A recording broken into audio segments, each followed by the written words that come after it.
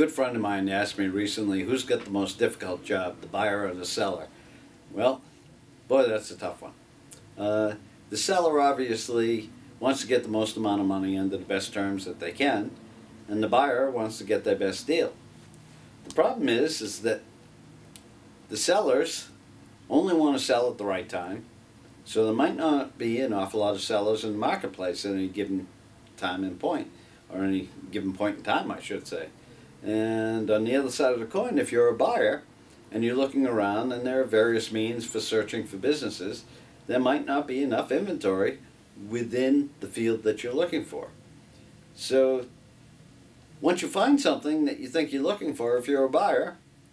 one of the biggest disappointments is that it may be advertised on the internet and it might say EBITDA, earnings before interest, taxes, depreciation, amortization might be $1 million a year, and you decide to call the broker or the intermediary that's handling that particular company, and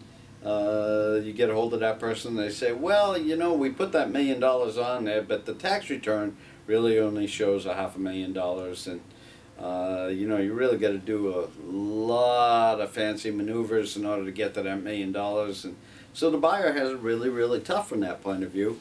to try to figure out what's the difference between $500,000 and $1 million. On the other side of the coin, the seller is looking at it and saying, well, gee, you know, I don't know how this stuff works, and my intermediary told me that even though my tax return says I made $500,000 last year, I really made $1 million. Well, when the buyer came in and visited with me, I'm not going to look him in the eye and tell him I made $1 million when my tax return says I made $500,000. So, you know, from a financial point of view, it's a very difficult thing. From a searching point of view, it's a very difficult thing.